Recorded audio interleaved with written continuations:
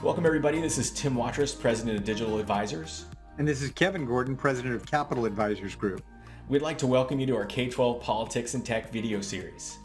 Our objective is to give you the absolute latest of what's going on in Sacramento that affects public school districts, obviously, and as well as all the technology stuff that's going on that's so vital to delivering for kids these days. And remember, if you find these videos useful, please take a moment to subscribe to the channel and share out over social media. You're our marketing team. We appreciate your support, and let's go ahead and get started. Hello, everyone, and welcome back to this week's Politics and Tech broadcast. My name is Lindsay Dyer. I am the Senior Advisor of Client Engagement for Digital Advisors, and I am joined by Kevin Gordon, President of Capital Advisors. Hi, Kevin. Great, it's good to be with you. We will easily survive without Tim this week.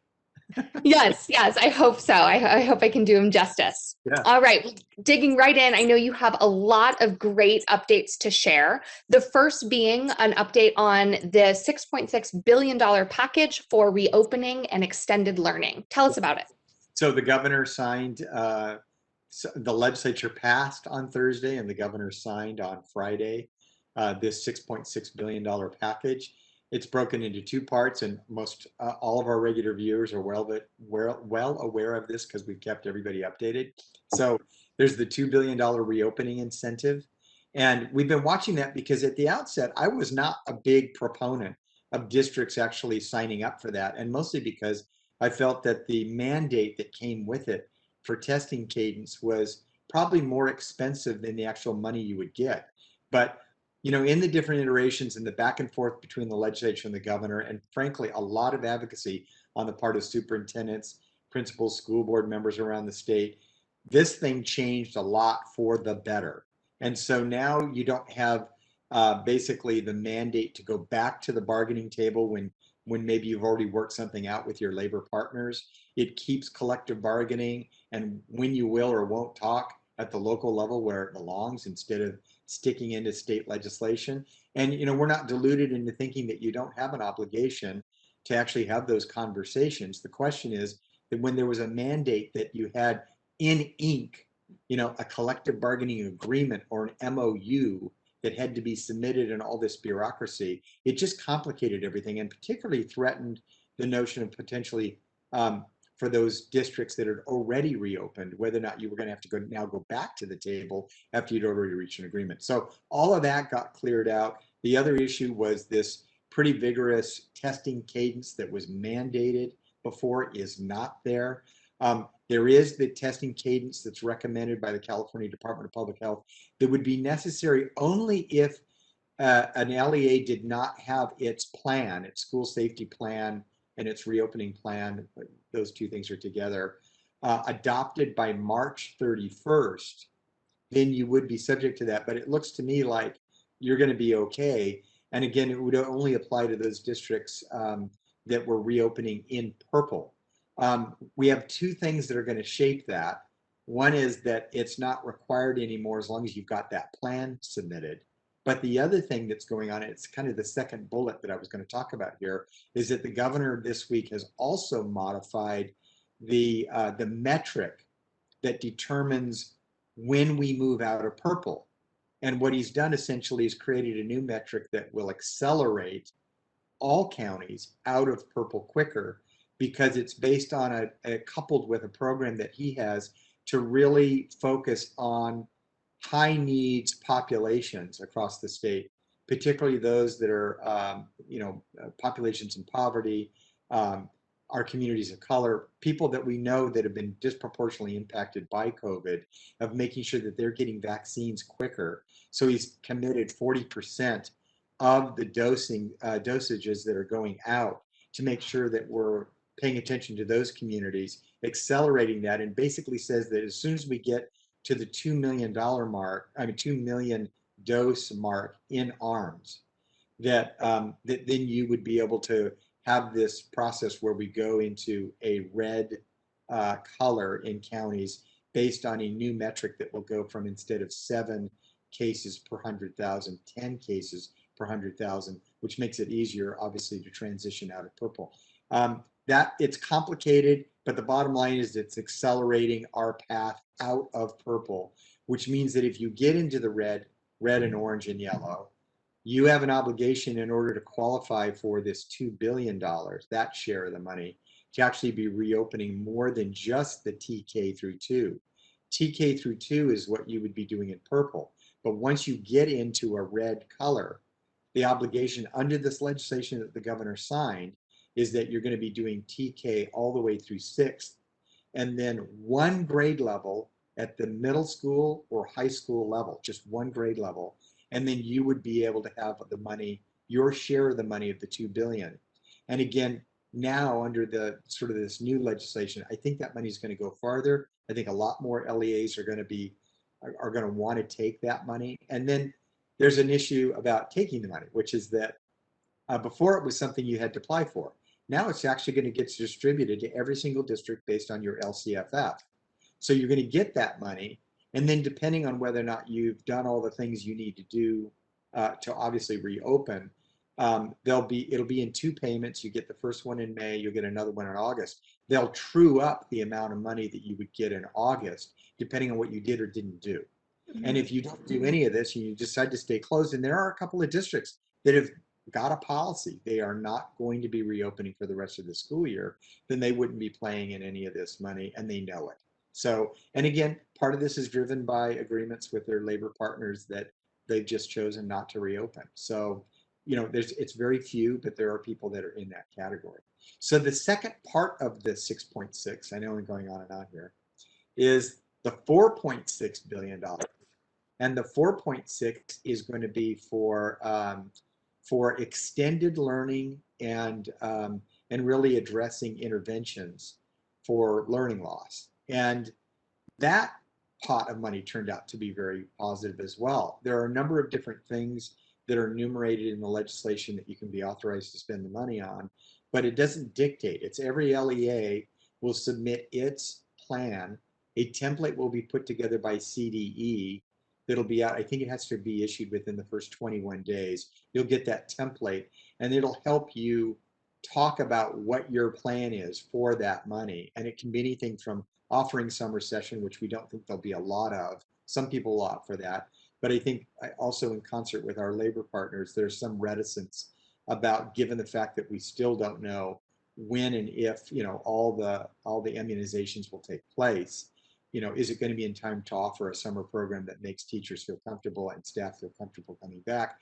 I think people are really focusing on the fall and the idea of an extended learning year in the fall, that is tacking on days to the front or back of the year, doing it longer day, doing tutoring, doing all kinds of different interventions to address what is learning loss. But one of the concepts that's been pushed out there by the county superintendent, Paul Gothold in San Diego County, Dr. Gothold talks about not just talking about learning loss, but let's talk about it in terms of learning acceleration, is that there are a lot of students who've done well, but that we can actually challenge and accelerate the learning that should be happening in a lot of cases, and very much more eloquently than I talk about it.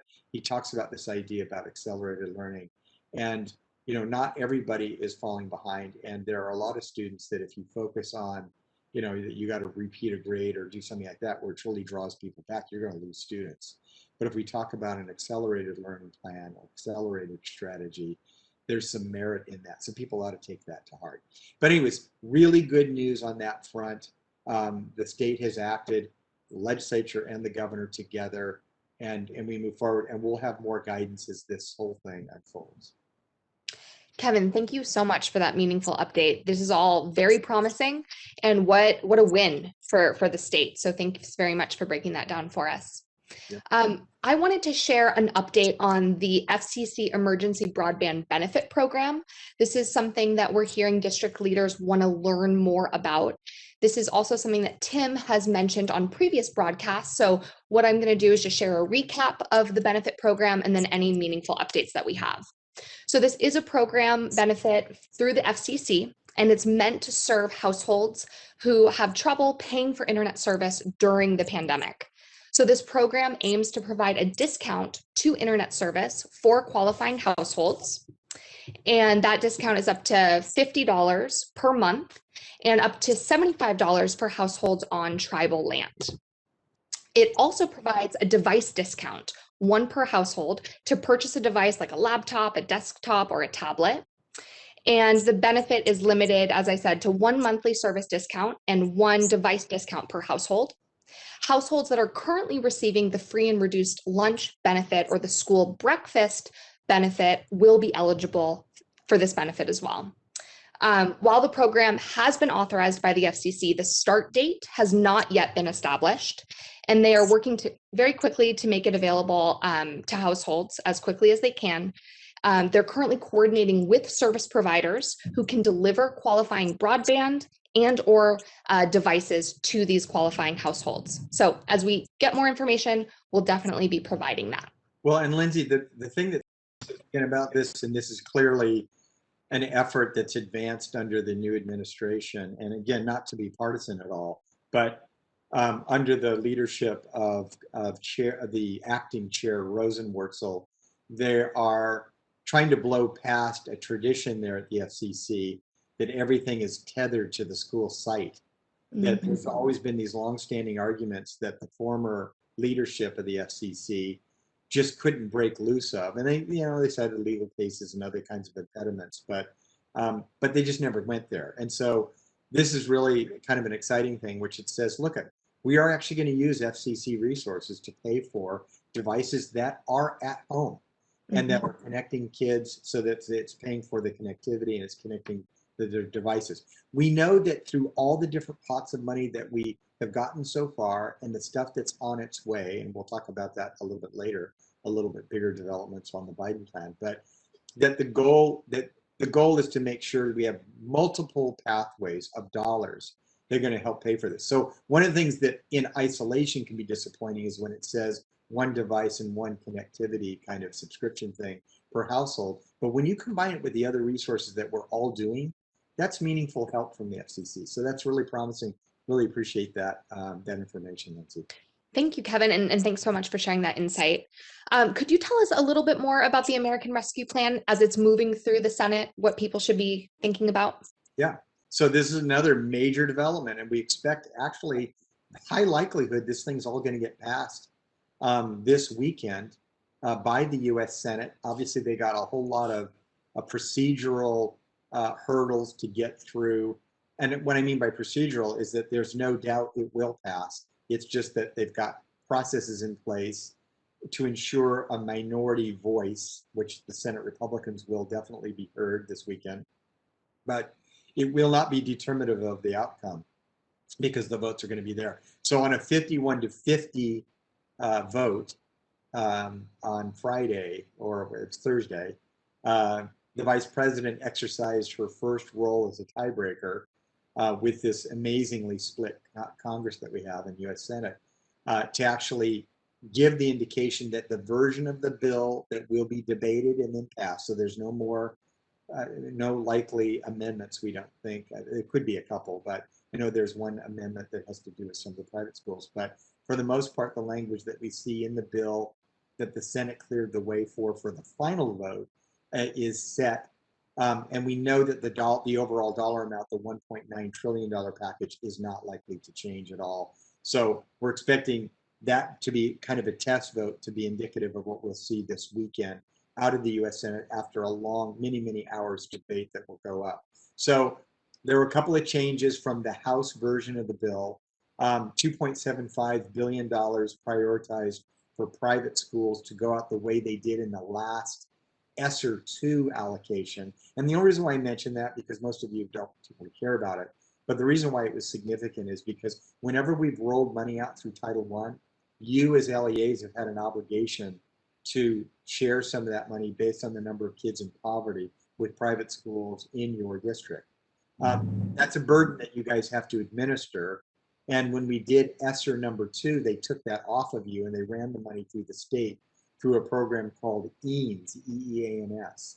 Well, what's being advocated for is that there's an amendment by Senator Cassidy to have it roll the same way in this package. So we'll see. But the dollar amount for sure, $2.75 billion is in there for the private schools, so that'll be there. $1.25 billion for evidence-based summer school, if you want to try to run that. Another identical amount, $1.25 billion for evidence-based after-school programs, and $3 billion for ed tech. And I believe that $3 billion on top of what we saw as another investment that's tucked into the American Rescue Plan for connectivity and devices as well. So I mean, there's just going to be a lot here. The bottom line for California, we're looking at in this package two chief benefits. One is our share of the roughly $130 billion that's going to be allocated for K-12 education. So we're thinking that's going to be somewhere close to $13 billion. That's, you know, double what we got in that last ESSER 2 proposal, and it's really significant money. But the other part that's going to be very significant and really interesting in the politics when it lands in California is this staggering amount of money to bail out state and local governments. So something on the order of $350 billion for state and local governments. California's share, because it is going to be predicated on poverty index in terms of the emphasis of where the money goes. That data run for California should be very good, given the fact that we lead the nation in the percentage of our population that are in poverty. So we're looking to somewhere between 35 or $40 billion it could be. That's money we want to put pressure on the administration in California and the legislature, because it will go through the budget process, to make sure that they're allocating some of that to education to backfill some of the health and welfare costs that we've had to bear out of Prop 98. So that'll be part of our narrative going forward. But a lot going on. The goal of Congress was to get all this stuff done by March 14th, but we think that they will act soon. The other thing that we heard is tucked into this bill as a requirement that once states get their money, they have 60 days to get it out. That language did not appear in the ESSER Act, so people will take a little bit more time on that. So that's all good news for getting the money out to LEAs as quickly as possible. We know that 60 days means that essentially the school year will be almost over, but still, the bottom line is we want it sooner than later, and that's going to achieve that. Fantastic. Again, more good news. So Kevin, thank you very much for that. And in closing, we wanted to discuss this burgeoning concept of a virtual academy for the fall. From district leaders who are serving families and students about plans to return to in-person instruction, what we're hearing is that roughly 20% of students may opt to not return, even when in-person instruction becomes available. So the same questions that district leaders have been asking themselves since the start of the pandemic, they're relevant again. So how do we continue to create an engaging learning environment for students who may choose to continue to learn from home? And how do we continue to mitigate against learning loss? So for districts who are looking at this, you might want to consider exploring what it would take to develop a more robust online school and or virtual academy track for this percentage of students who don't plan to return. If this does make its way onto your roadmap, figuring out what type of technology you might need to implement to achieve your instructional goals will be really critical to the success. Kevin, I wonder what you think about that in terms of budgetary implications. So one of the things that is going to require, because the budget trailer bill, the draft trailer bill for the budget that would be passed in June, right now has some language in it.